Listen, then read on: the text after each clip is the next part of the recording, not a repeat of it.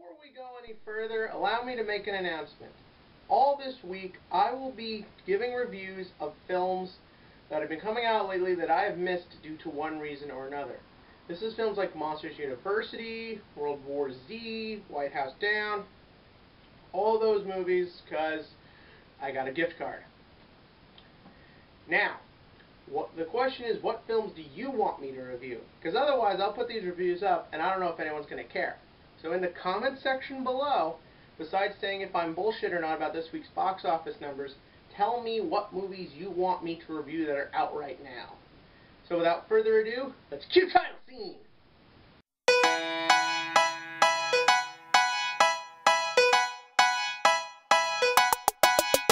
Interestingly enough, every film I suggested a minute ago is on today's list. That is right, this week's list has some very interesting additions as well as some interesting changes and interesting things staying the same. Anywho, without further ado, let's get these numbers rolling. Coming in at number 6 is This Is the End with 8.7 million. Suck it. Coming in at number 5, Man of Steel with 20 million. Damn it. Number 4, White House Down with 25 million. Oh well. Number 3, World War Z with 29 million. You go, Pitster.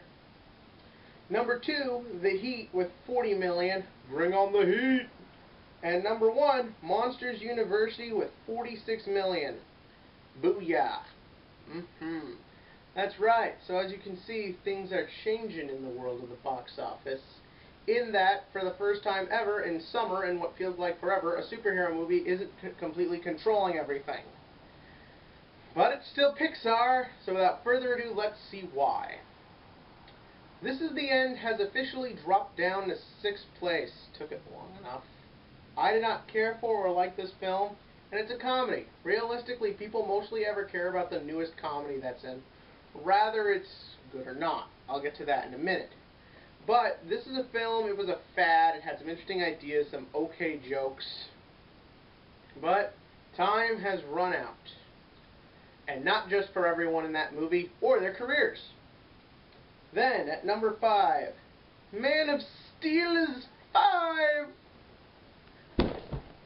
I feel more shocked than Zod right when before he. No spoilers. Neither is this. Now, thing is, once again, it's a fad. Popular movies are fads. Superhero movies are a fad, one that's lasting, hopefully for a continual long time.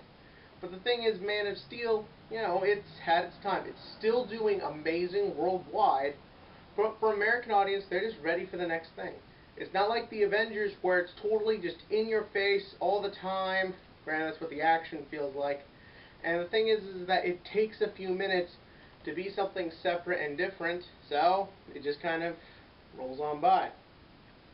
It's kind of interesting, though, to see it drop so many places when you consider what it's coming off of with The Dark Knight Rises.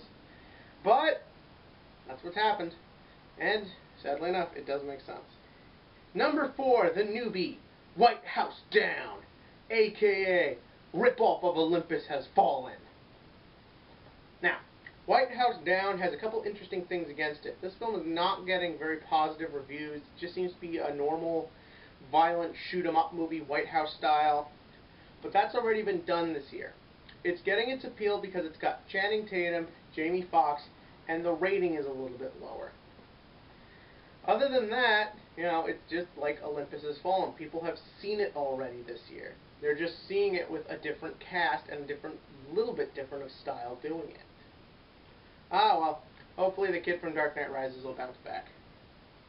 Then, World War Z.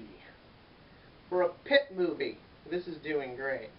And it may have gone down one place from last week, but when you consider how iffy Brad Pitt's career can be, and when you consider just how much zombies are thrown in our faces, this film is still doing an amazing amount. It's definitely going to turn into Pitt's most lucrative movie ever, which is what it's looking like. I'll have no doubt they'll make tons of more sequels that they'll cram down our throats till we eventually just hate it completely.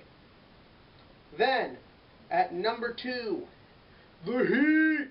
Looks like The Heat is always in the news lately, because The Heat is the best. Because the heat is exciting. Because the heat is awesome. And the heat has Sandra Bullock.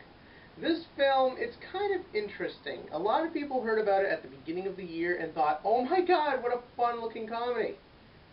Then half the year went by and there was only ever the one commercial. This film had a very lazy advertising campaign. And the thing is that when it came time to coming out, most people thought, wait, didn't that come out like 3 months ago? Here it is now. Yeah. And I have no doubt if it had been a bit more aggressive on marketing, if they had shown like 1 or 2 more trailers besides just that first one, you probably could have beaten out our #1 choice for this week. But this is still an insane amount of money for, in reality, just kind of a female buddy cop film. And finally, Monsters University, 2 weeks in a row, #1, the big dog, the strong guy. I'll be reviewing this tomorrow. I'm not looking forward to it. I'm done with Pixar. I hated Brave, I didn't like Cars 2, and it's just kind of, it's a kid's film, and like I said, the other films on this list that premiered this weekend didn't advertise as great, and Man of Steel is, well, Man of Steel. So it just sort of, it didn't have all that great competition to go up against, considering everything else that one could imagine would do better than a Pixar film was consistently within the markings. The thing is, to expect World War Z or Man of Steel to ever trump this movie in initial box office release is doubtful.